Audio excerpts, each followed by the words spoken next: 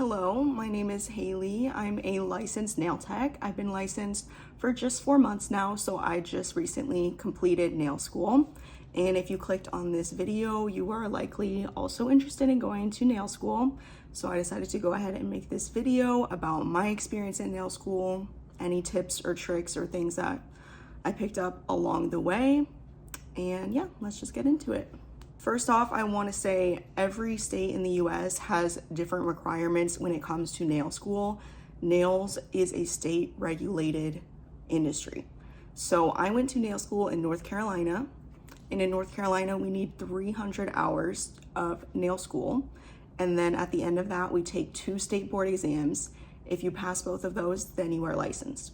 Different states have completely different requirements. For example, I remember seeing a girl on YouTube who went to nail school in Arizona, and she said they needed 600 hours, which is double the amount that I needed.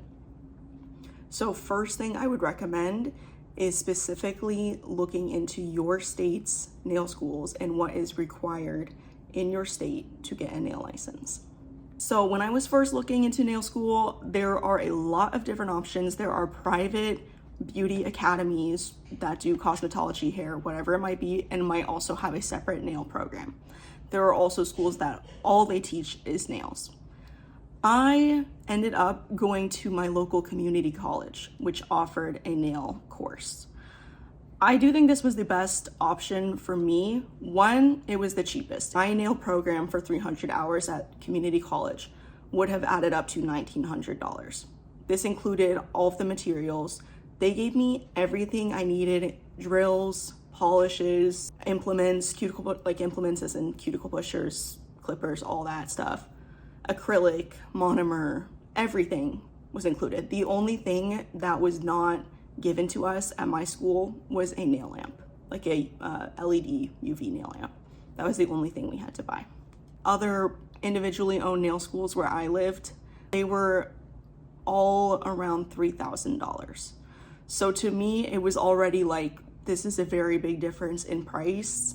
I also ended up picking the community college because I felt like, since it was an institution with lots of other classes and students and all that, I felt less likely that I would be scammed and that I would be getting a real education there. Not saying that privately owned nail schools will not give you a great education, but I did just feel a bit better that it was at a community college. And then the price on top of that obviously helped me a lot. Another reason I would recommend looking into community colleges is that at my community college, there were a lot of grants and scholarship opportunities. For example, I did end up getting a grant that covered my entire cost of nail school. And believe me, I know nail school is expensive, so that was amazing. I'm very grateful and thankful for that. Also, when you're looking into nail schools, definitely go tour the facility. Most of them are going to offer tours. Give them a call, talk to somebody. Try to go there in person and ask questions. Ask if they have scholarships and grants. Ask what materials are provided with your tuition and what you need to buy outside of that tuition. Because nail products are expensive, guys. It is not cheap to be a nail tech. My coworker at the nail salon now, her nail school provided nothing. So on top of that, however much she had to pay in tuition, she also had to buy everything herself. And that is another pretty big expense. Another thing you need to think about when you're looking into nail schools is how fast you want or need nail school to go by for you. I was not in a huge hurry. So mine was 300 hours, but it took me 6 months because mine was only Monday through Thursday in the evenings. There are nail schools that are all day, every day, in which you're going to finish a lot quicker. As far as what to expect to learn in nail school, I see a lot of people online saying they learned nothing in nail school. Don't expect to learn anything in nail school. You're only there because it's legally required to get your license. I did not have that experience. I learned a lot in nail school. Also coming in, I did not know anything about how to properly prep the nail. I didn't know the difference between hard gel and soft gel. I did not know a lot of stuff. If you have been doing nails for a while, you might think nail school is kind of repetitive for you. But for me, I had a lot to learn, and I found nail school to be very, very helpful. Granted, did I learn everything I wanted to learn in nail school? No, I'm still learning. I will still be learning years from now. My one issue with the nail school curriculum is I do feel like the curriculum is a bit behind in the times. We only learned manicures, pedicures, gel polish, and acrylic. They did give us a hard gel kit. We did not learn how to do it. We did not learn gel overlays. We did not learn much about nail art. We did not learn cuticle prep, like a Russian manicure cuticle prep. We kind of just learned the basics, which for me, I needed to learn the basics, so it was good. But as I was going through nail school, I was watching other people on Instagram and YouTube, and I became very interested in learning Russian manicures. We were not going to learn that in nail school. When I graduated nail school, I did take another course, a Russian manicure course. What I'm trying to say is you might not learn every single thing you want to learn in nail school. You might have to go outside and look for further education. But that being said, I do feel like I gained a lot of experience in nail school. I also want to say look for a nail school that has a student salon where clients are going to come in and you're going to service them. You can watch YouTube videos. You can practice on a mannequin hand. You can practice on yourself. But the best way to learn nails is to just do nails on a variety of different people. People have all different cuticles, all different nails. And the only way to get better is to practice on lots of different people. So my school, at the halfway mark, we opened our student salon, and 2 days of the week we were doing the student salon. And that is 100% when I learned the most. And I will say, nail school is going to be slow at first. A lot of the first month or so is just learning how to properly disinfect your supplies, how to be clean, how to properly sanitize everything. A lot of people complain about that. But in my opinion, it is very, very important to know how to do that right. So I'm glad they spent that much time learning how to do that. I would also recommend practicing nails outside of school as much as you can.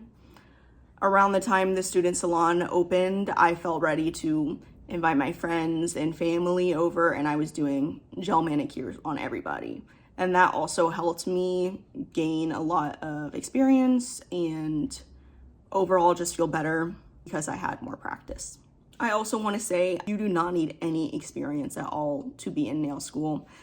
My class was 15 people. There was a mix of people. Like there were people who had been doing nails for however long, like they were amazing at doing nails, but they're just here to get their license, right? Then there's people like me who I feel like I had some experience doing nails as far as nail art and a bit of gel extensions, but I did not know how to prepare the nail. I did not know how to properly put products on the nail. So I would say I was in the middle, but then there were plenty of people who have never done nails in their life and it was completely fine. So I do want to say don't feel like you need to be at a certain level to be in nail school. In North Carolina, we have 2 state board exams, and once you graduate your 300 hours of nail school, you can register online to take those exams. So we have a written exam and a practical exam. My recommendation is to take these as quickly as possible after nail school, because now I'm 4 months later and I don't remember half the stuff that was on that exam. So I took that within 2 weeks, both of them within 2 weeks of graduating nail school. The written exam, there is a lot of irrelevant stuff on there that you will probably never have to know when you're actually doing nails. They were asking us questions about the skeletal system, the bones in the hand, the bones in your arm. You're just gonna have to memorize that for the time being, and that's just the way it is. And I believe in North Carolina, I think it was a 75 and up is passing. If you get below 75, it's a fail. You are able to retake them, but it costs money every time you take them. I went in and took it at a testing center, and within, I believe, 24 hours, they emailed me my results. Then my practical exam, I took about a week after that. That's when we went in and we have to do stuff on the mannequin hand while somebody watches. If you went to a good school, your school should properly prepare you for the state board exam. And I'm not going to get that far into it because every state is different. After I got my results from the practical exam, I had to wait like 48 hours to file for your license online. And then I want to say it took about 2 weeks for my physical license to come in the mail. As far as next steps after nail school, I knew I was going to want to work in a salon after nail school. Like I said, I did learn a lot in nail school. Did I feel like I could go run my own salon suite, do anybody's nails perfectly, do acrylic, do builder gel, blah, blah, blah? No. But I did feel prepared to work in a salon.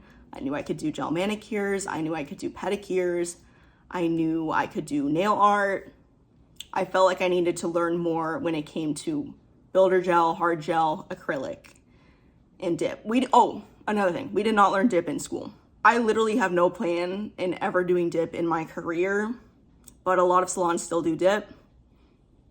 So I might have to learn it one day, but I honestly don't want it. I think my next video will be what it was like trying to find a salon job right out of nail school, because it was a process. I hope this video was helpful and informative.